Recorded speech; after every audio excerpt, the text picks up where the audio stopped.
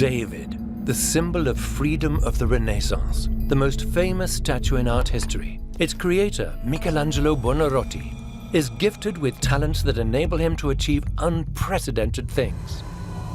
His art is a beacon of light in the midst of the political and religious feuds of the time.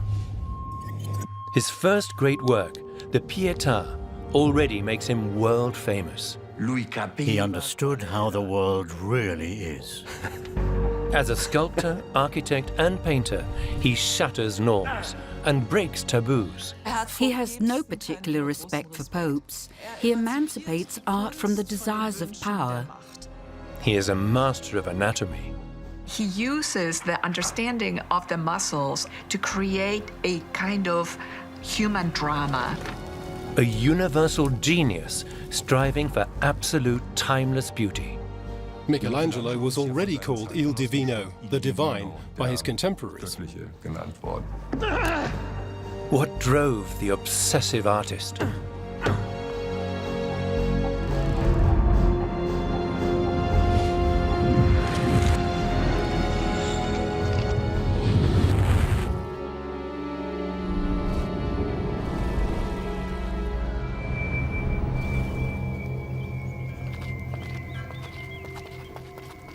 Two sculptors have tried their hand at this block before you. It's totally beaten up.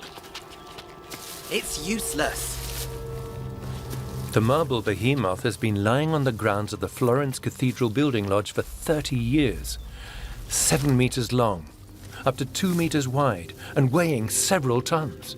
An unfortunate format on which all before Michelangelo had failed. Too narrow in relation to its length, which increases the risk of the marble breaking. I see greatness.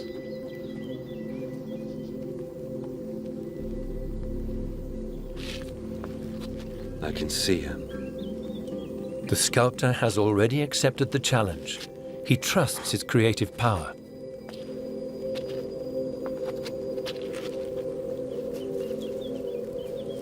You're obsessed. He has an almost erotic relationship with stone. He wants to find the sculpture in the stone, and he is convinced that it's actually already there. Michelangelo Buonarroti will create a sculpture from the colossal stone that will set new standards in sculpture and make him immortal. He's in love with art. It's a deeply passionate relationship. Di profonda passione. Passion that has its origins in earliest childhood.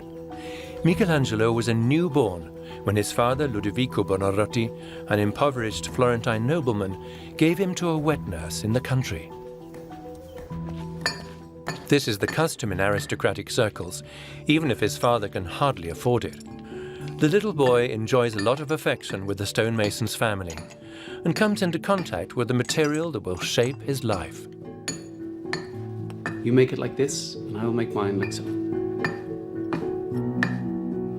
Michelangelo later jokingly recounts that his fate as a sculptor was shaped by those years when he drank marble dust with his wet nurse's milk.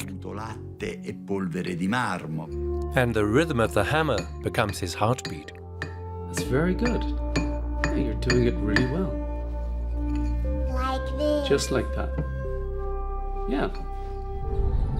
He is not yet 3 when his father brings him back to his parents' house in Florence. These are gloomy times.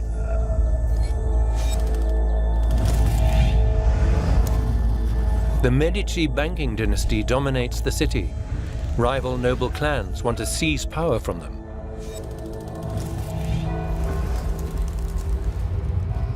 Easter 1478. The whole of Florence gathers in the cathedral for Mass. My brother and I, we want to bring the best artists to Florence. We want the best art. We want frescoes. We want the best. Among the visitors are the head of the Medici family, Lorenzo, and his brother Giuliano. They are the target of a conspiracy. The Pope is also involved in the plot.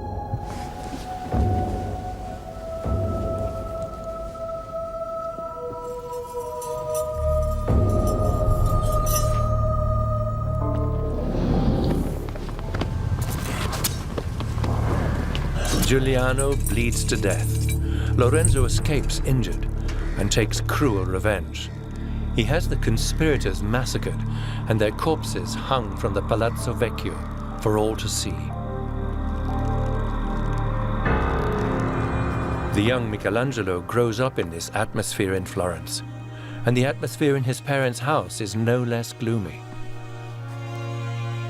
Michelangelo's mother is dead, and his father is left alone with 3 adolescent sons. He is heavily in debt and has brought ruin upon the once noble family. The father vents his resentment on his sensitive and artistic son. Again, for goodness sake! What on earth is happening here? Oh, really? We're nobles, not riffraff. You shall work, learn like your brothers and sisters.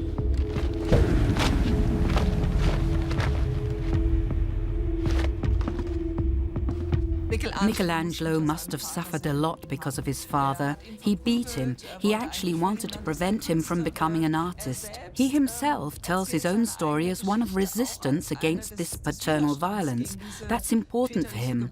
At the same time, he can never get away from the man. It will remain a love-hate relationship throughout his life, perhaps spurring his love of art even more.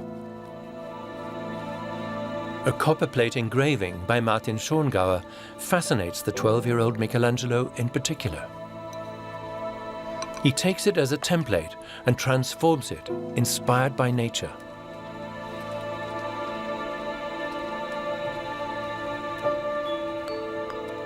The fish scales become the demon's garments. The Temptation of St. Anthony is the only surviving painting of his childhood and already shows his extraordinary talent. Michelangelo has painted it in tempera, added color, and we can see that he tightened the group, so the figural group is like a sculpture in the space of the painting, so that all our attention goes to the figures. The strong plasticity of the composition already evinces the budding sculptor.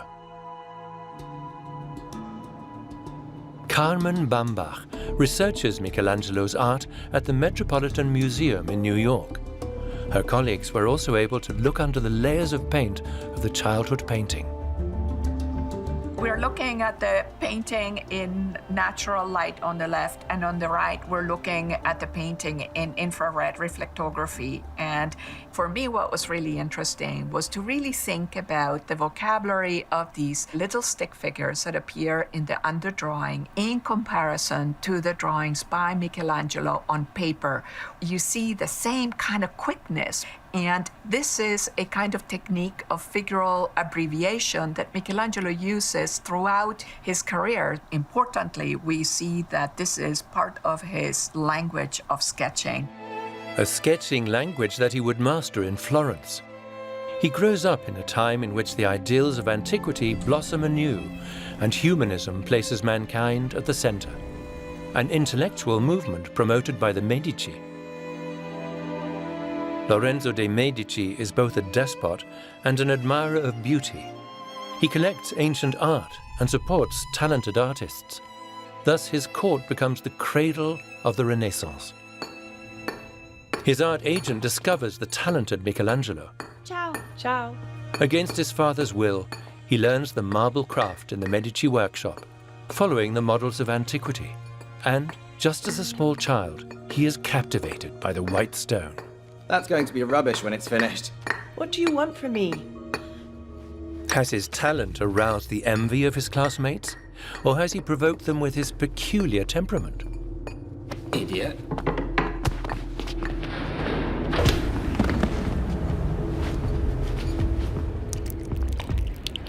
His nose is broken during a scuffle. From then on, he feels disfigured. La sua passione lo portava. He was passionately attracted to beauty. Una bellezza apparente. And you know, that's why I think Michelangelo suffered a lot from being so ugly. Sofferto del fatto di essere così brutto. The supposed flaw will weigh on him for the rest of his life. and is perhaps one of the reasons why he avoids people all his life and devotes himself entirely to art. When his patron, Lorenzo de' Medici, dies, Rome becomes a refuge for Michelangelo.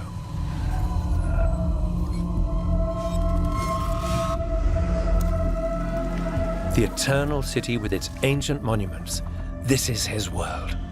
The art scene takes notice of him, and soon he receives a unique commission from a French cardinal. He is to carve the Mother of Jesus, a life-size Pietà with the body of Christ. What a challenge for the 22-year-old artist. Unlike in painting, where corrections are possible at any time, in sculpture, every stroke with the chisel has to be spot on. He concentrates exclusively on his work. He hardly eats, he doesn't sleep, he doesn't go out. Michelangelo devotes all his strength to the work. He knows that it requires his whole life. Nothing else exists for him. The pressure weighs heavily on him. The statue is to be the most beautiful marble work of art in Italy.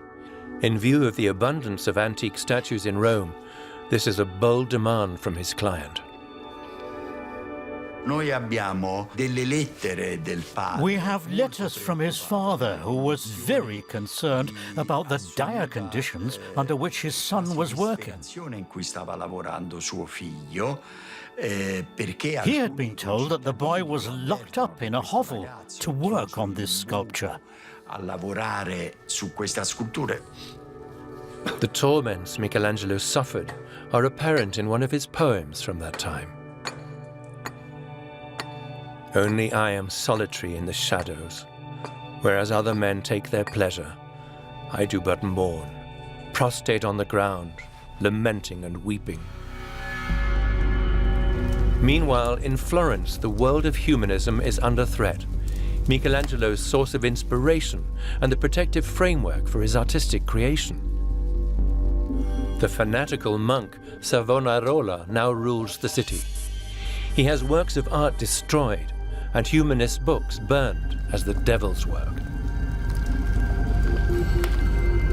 Protected from the destroyers of his values, Michelangelo holds fast to humanist ideals in faraway Rome.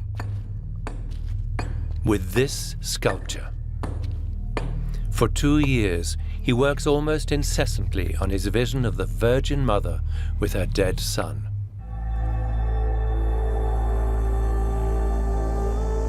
His Pietà is a sensation among his peers. Maria is unlike the traditional figure of a woman bowed in grief.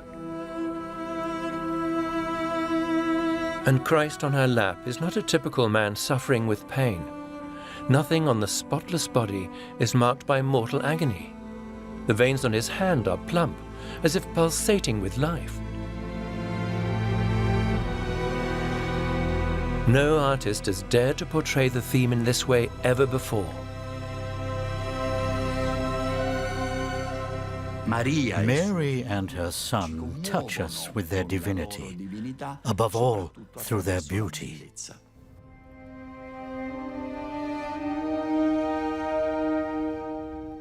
This stark juxtaposition of suffering and death on the one hand and aesthetic beauty on the other, it's something that just convinced people instantly. We are looking at something special here.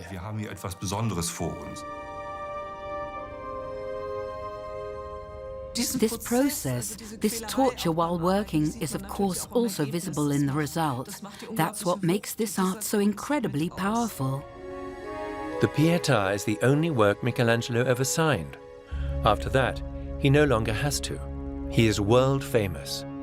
He sends the lavish fee to his father, but keeps almost nothing for himself. But he remains lonely despite his success. Already then, rumors circulated about his love life. He writes many love poems, and all of them are about unhappy love. Oh, the lovers flee, flee from the fire of love. The wild fire doth rage terribly and deadly. Once the flames burn, neither strength nor reason nor flight will help thee. His biographers, especially Condivi, construct this idea of a Michelangelo who only loved beauty platonically and suppressed his homosexuality. But in reality, Michelangelo fulfilled this passion. In the Renaissance, sexuality was lived very concretely.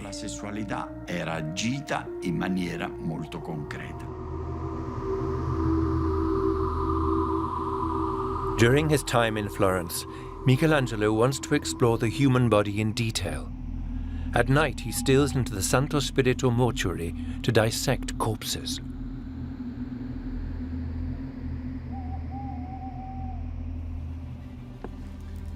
Dr. Plackinger, Andreas Vesalius. Many thanks. Andreas Plackinger has analyzed the significance of dissections in Michelangelo's work and studied their role in Renaissance science and art. Here we see an anatomist at work. He has placed his hand on the open corpse and is giving explanations. Michelangelo was also famous as a master anatomist, and this fascination with the human body and its anatomy, which was of course visible to contemporaries, naturally also led to people asking how these works came about. Anatomists were quite often accused of corpse theft and murder. For example, it is reported of Michelangelo, this is of course a rumor, that he killed a man in order to be able to depict a perfect Christ on the cross. That is, he nailed his model to the cross. What fascinated him most about anatomy was the nature of the musculature.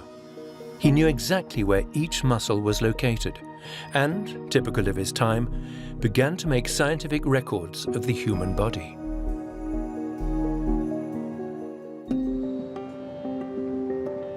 Michelangelo obtained the flawless block of marble for the Pietà from the quarries of Carrara. Today we can still observe what a feat it was to extract the precious stone. The problem with marble is the cracks. Customers want large blocks, but such a mountain of marble is crisscrossed by millions of natural cracks. And only sometimes, between 4 cracks, it's possible to quarry blocks of the required size. It takes the diggers several days to break a block out of the mountain along 4 natural cracks. Then the blocks are cut with diamond wires.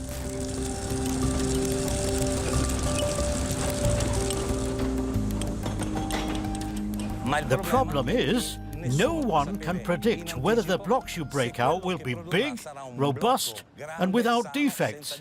I always have this risk, even today, despite new technology. From excavation to transport, today the workers in the Carrara marble quarries have modern machinery at their disposal.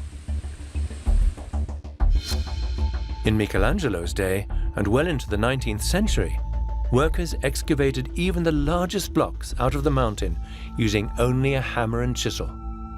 Then they slid the marble down to the valley on wooden sledges and pulled it with ox teams to the harbors by the sea. In 1501, Savonarola had been hanged in the meantime. Michelangelo returned to Florence at his father's insistence.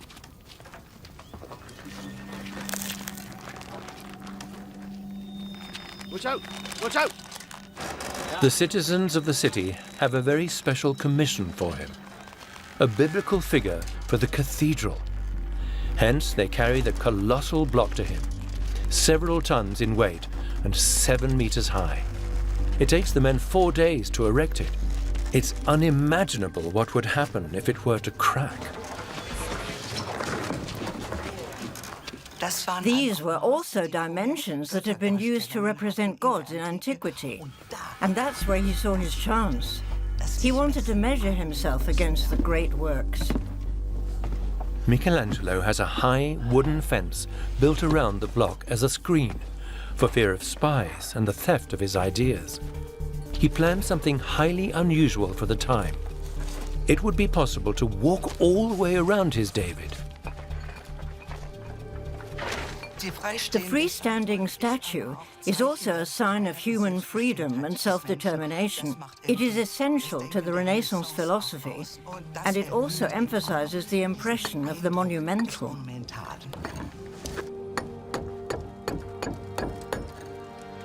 Once again, Michelangelo works like a man possessed.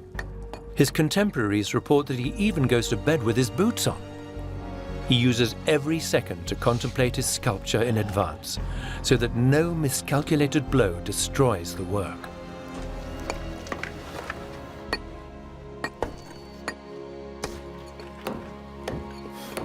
Franco Cervietti knows how to work with marble like no other.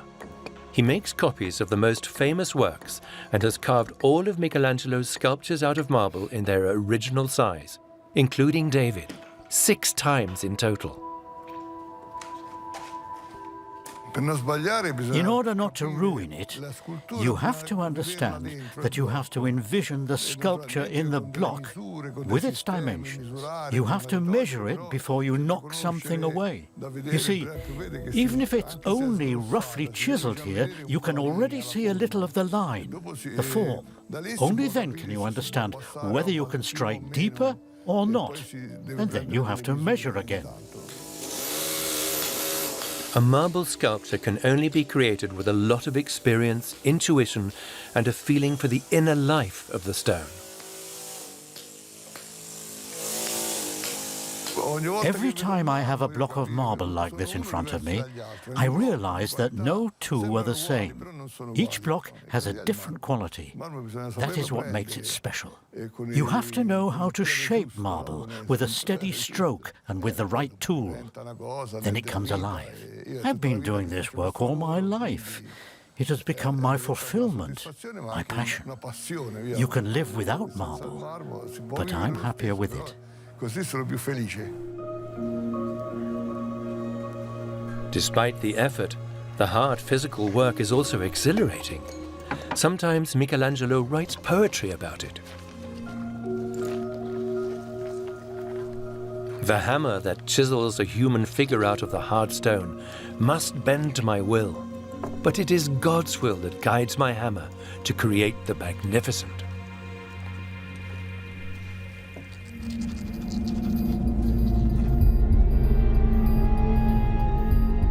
The unveiling of David is a triumph. An anatomically perfect body as an expression of the freedom and sovereignty of the spirit that knows no subjugation, Michelangelo's David need not fear any Goliath.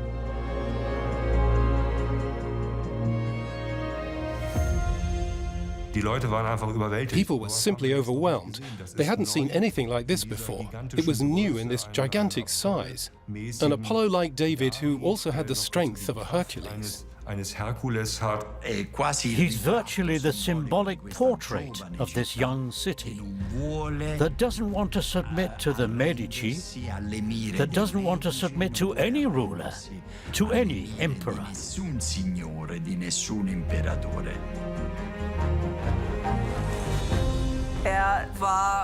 He was a humanist through and through, and you see that in David. He doesn't show the brutal act itself against Goliath, but what he shows is reflection. His act is planned, despite his physical beauty and the strength he radiates. And that is the ideal that Michelangelo wants to see embodied.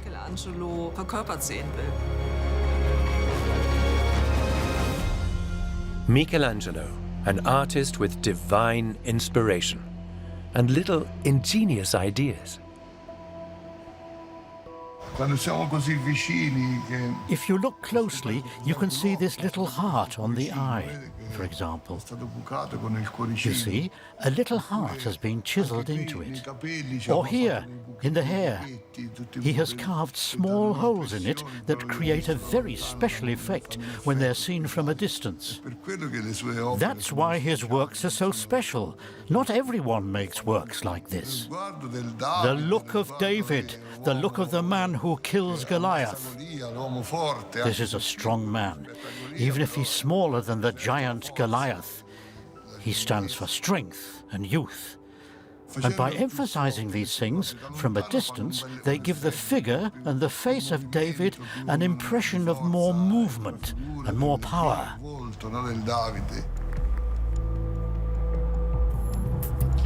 David has become immortal.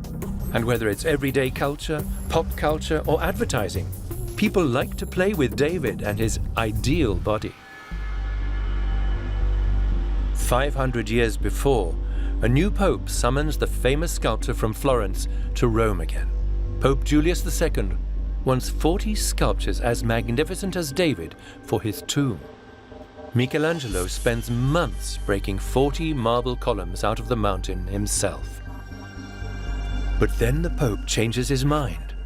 The artist should rather paint the vaulted ceiling of the Sistine Chapel with the 12 apostles. Michelangelo is furious. All that preparatory work for nothing.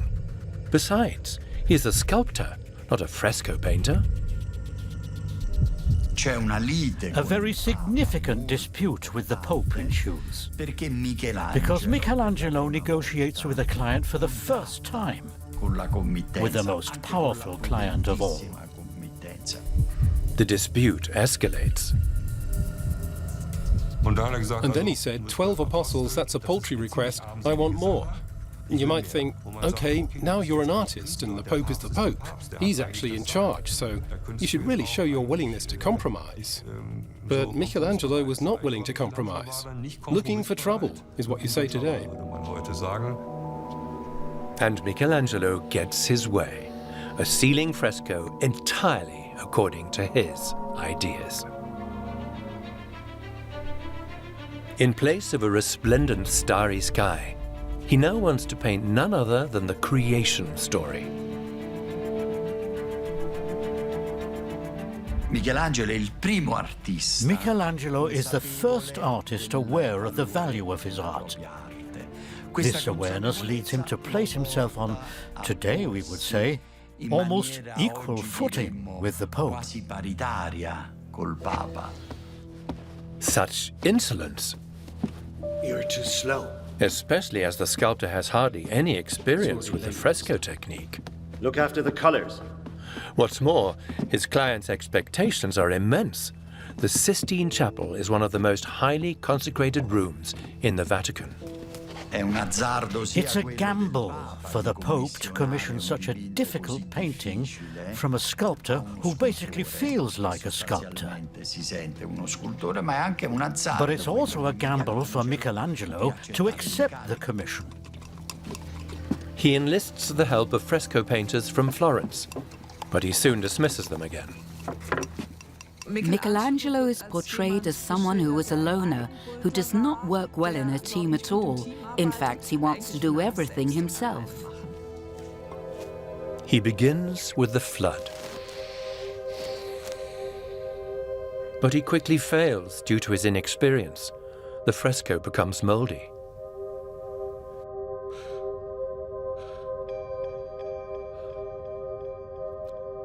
Michelangelo has to chip it all off.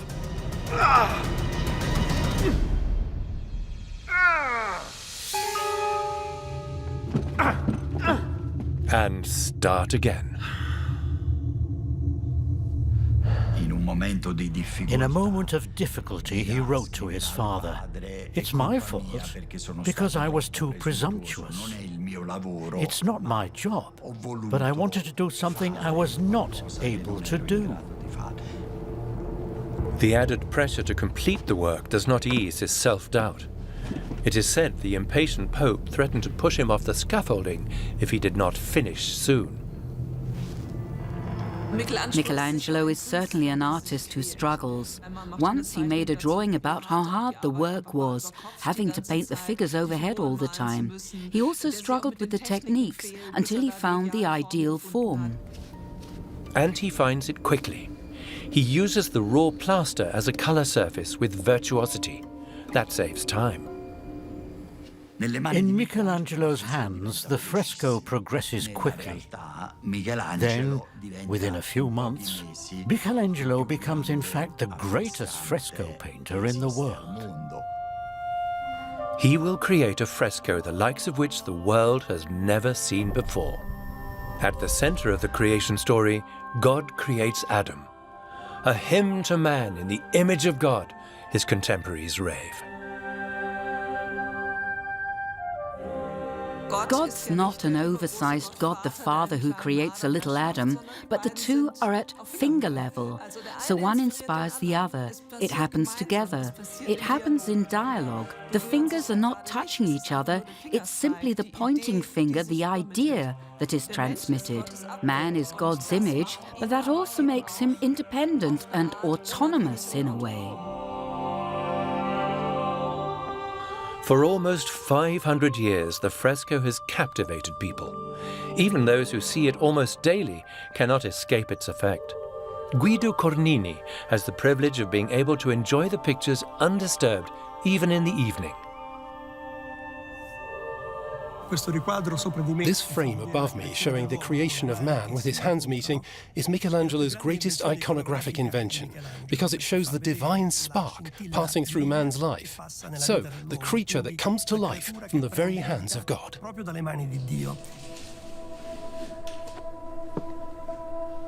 Barbara Giatta, the director of the Vatican Museums, is also very close to Michelangelo's works every day. She is particularly fascinated by his gift for thinking in perspective. We must realize that he was working on a scaffold, or in any case at a very close distance, and therefore had to imagine the view from the ground. Since the boards on which he painted prevented him from seeing from below, Michelangelo was left only with his imagination to picture himself in the situation of the viewers 20 meters below. In this, he benefits from his skills as a sculptor. This is impressively apparent in a tiny detail of the fresco, Adam's foot. In Adam's case, he has prepared the fresco in great detail, with engravings in the plaster. Only the foot deviates from this. Instead of sticking to the pre-drawn engraving line, he enlarges the foot so that it has the right proportions for the viewer below.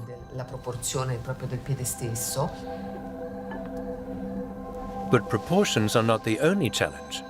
To compose a virtuoso overall work on 540 square meters of wall space requires good organizational skills. But how? When most of the figures are already emblazoned on the ceiling, Michelangelo has a brilliant idea. He structures the ceiling with deceptively real architectural elements, columns, for example, which he embellishes with naked youths, the Ignudi, angels from the creation story. Originally, they were supposed to have wings, but he omits them. Instead, he stages them with perfect human bodies.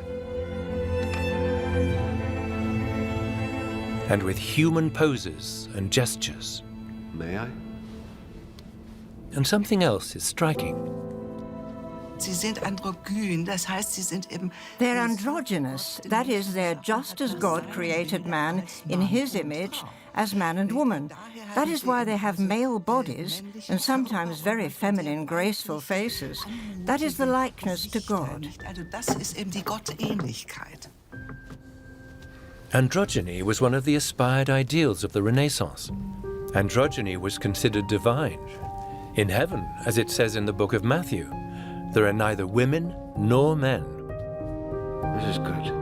What is also striking about the Ignudi is the movement of their bodies. This makes them appear almost weightless and adds an air of self-assurance to the display of strength. When we look at both Michelangelo's sculpture and his painting, we realize that these are not natural proportions. The beauty of Michelangelo's painting and sculpture lies in the exaggeration of anatomy. How he perfects his physiques is apparent in his preparatory study for the Libyan Sibyl, which is also part of the ceiling fresco. Every time that I look at this drawing, I feel that I can look at it again and again and again and find new things. And here, for example, we see the muscles tensing underneath the skin, creating these fantastic patterns that seem so dramatic about the figure. It's as if the musculature becomes the protagonist of the body and the image that is being depicted.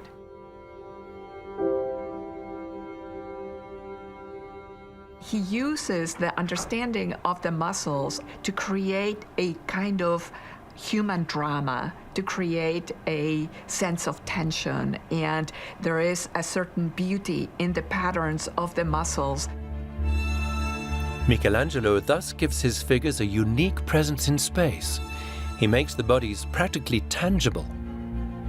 Of course, his figures are still very much based on sculpture, but that lends itself very well to this fresco because it puts the human body right at the center. And it's a celebration of being human, of the human body, also of creation itself, which he creates there on the ceiling. The ceiling fresco is finished in 4 years. It's a triumph. Michelangelo attains the aura of the painter of God. Since then, the Sistine Chapel has attracted visitors from all over the world who want to get a closer look at his frescoes. Up to 7 million art enthusiasts surge through the chapel every year. However, the air they breathe damages the frescoes, which were lavishly restored in 1982. The conservators are responsible for the atmospheric environment of the fragile interior. It is important that the amount of CO2 that the visitors emit into the air in the room, the conservation of the chapel is, after all, dependent on the number of visitors, that this amount should not exceed a certain value. We therefore have 10 sensors that measure the airflow and air circulation in the chapel. We also have sensors that measure the CO2, sensors that measure the air particles, and sensors for the ozone content. The data is transmitted to the control center and constantly evaluated.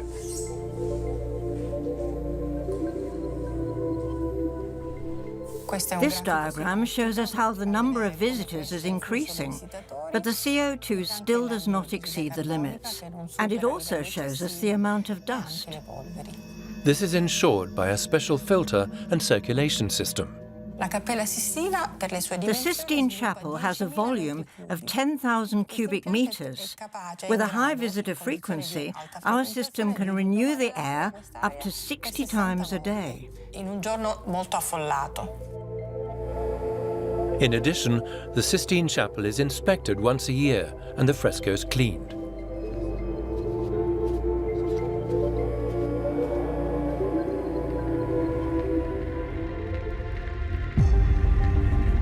Michelangelo is already a legend in his own lifetime.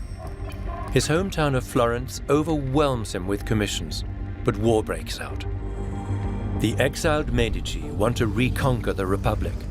Michelangelo, once promoted by the Medici, now their opponent, designs bastion towers for the old fortress.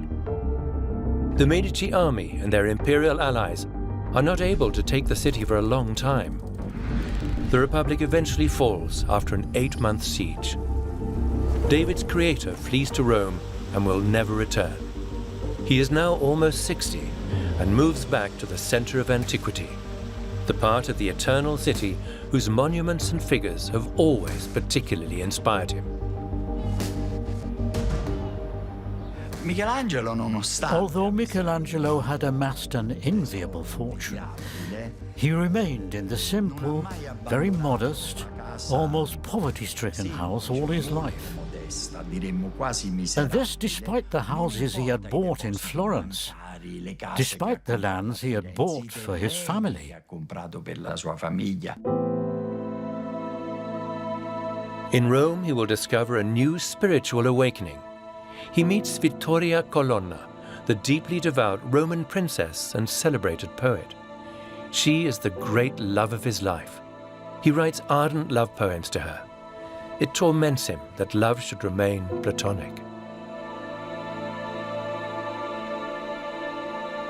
O thou doth sweeten my fate at last, my old heart from death doth shield, and hope eases the pain that wounds me with violent longing. Only death's nearness prevents Cupid's desire.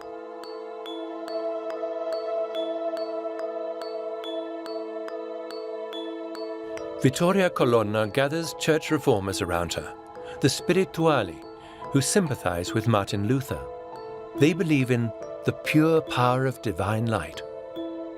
Light is man's direct relationship with God, without institutional mediation. The Inquisition will accuse Vittoria Colonna of following a faith that does not recognize the mediation of Mary or the saints, but turns directly to Christ. This was a problem for the Inquisition, because the power of the Church of Rome was based on its cult of mediation and intercession. The masses were paid for, the relics were paid for. For Michelangelo, however, this was not the true faith. What counts is a kind of inner enlightenment that enables us to be in touch with God and thus find a kind of personal salvation. This is the beginning of something completely new. 25 years after completing the ceiling, Michelangelo returns to the center of the Catholic Church with this new spiritual belief.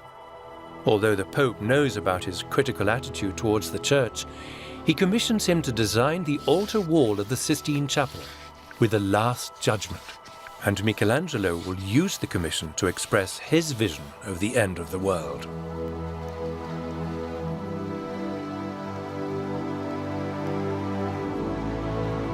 Like an action film director, he stages almost 400 naked bodies between resurrection, heaven and hell around Christ the Judge.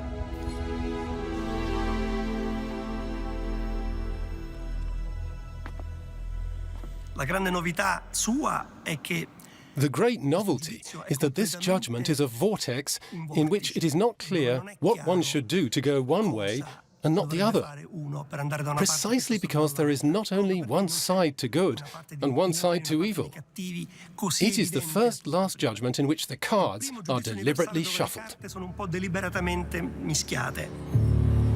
Michelangelo does not distinguish between the damned and the redeemed. No one is spared.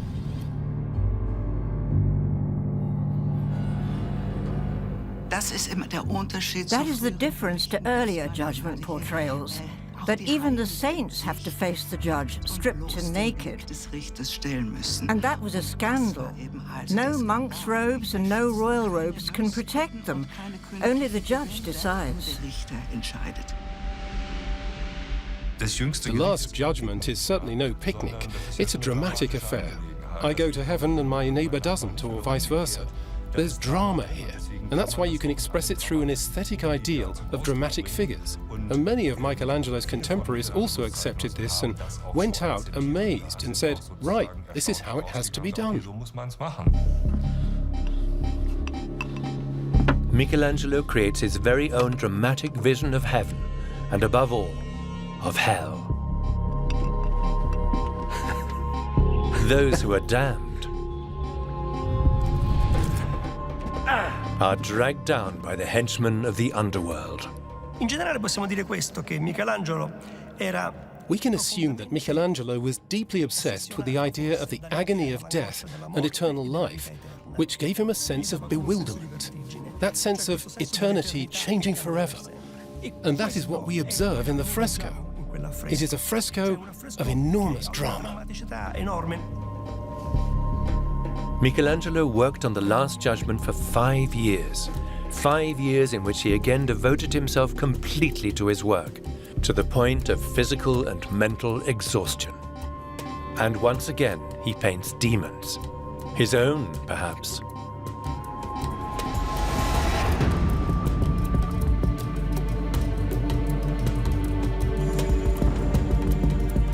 He places the mouth of hell directly above the altar table, where the Pope celebrates Holy Mass. He has witnessed 11 popes, all of whom swindled the faithful. Does he want them to burn in hell for that?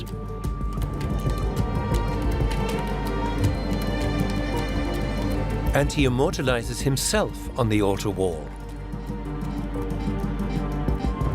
On the flayed skin of the martyr Bartholomew.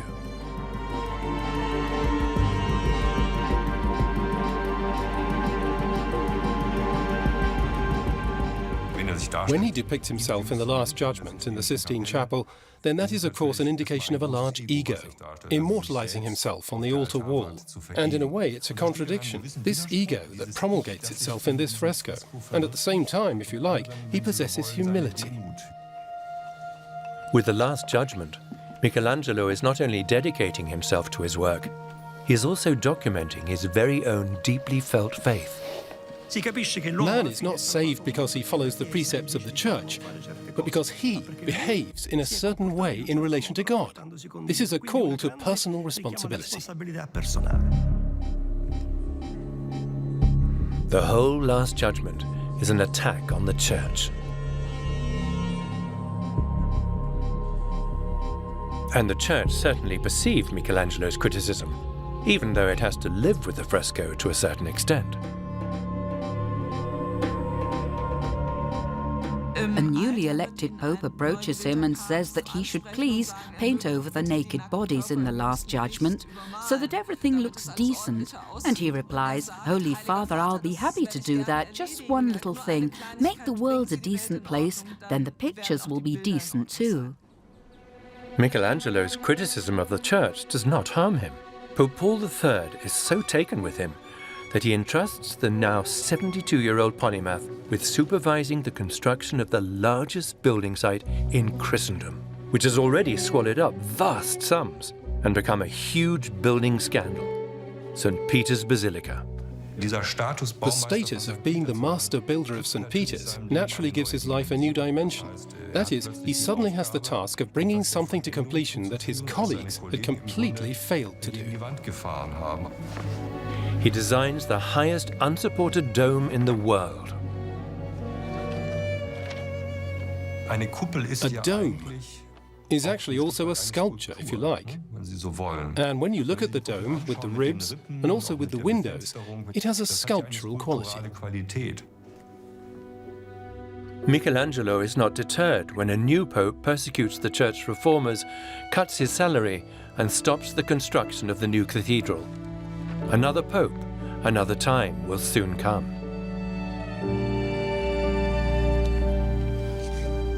He did not live to see the completion of the dome, but it was built almost exactly according to his design. Today it is the landmark of Rome, the landmark of Christianity.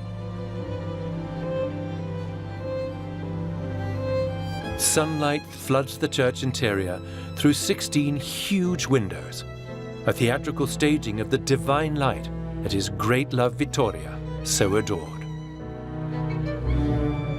On the 18th of February 1564, Michelangelo died of a fever at the age of 89 in his simple home near the ancient forums.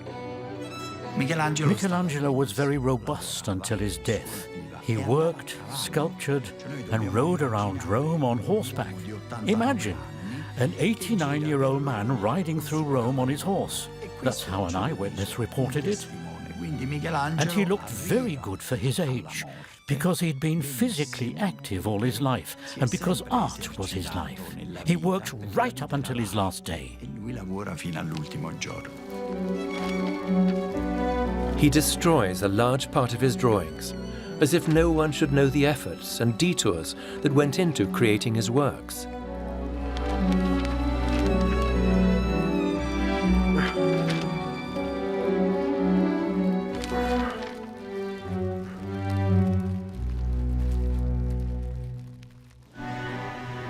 Michelangelo chose the city of Rome to live and die in, the city that paid him the greatest tribute and to which he gave works of timeless beauty.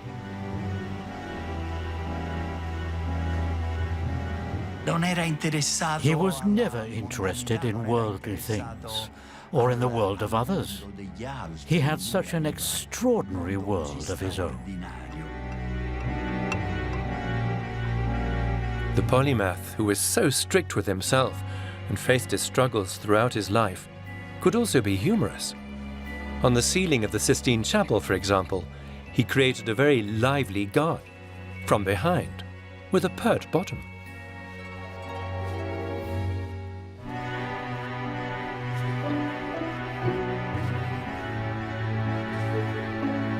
But perhaps what distinguished him most was that he always followed his own will. That's what makes his art so free and so strong and so dazzling to this day. He dedicated his life to the search for reality, for truthfulness, for the soul of things, and thus also for the eternally enduring. Michelangelo is the first person who can be said to have been truly revered like a god.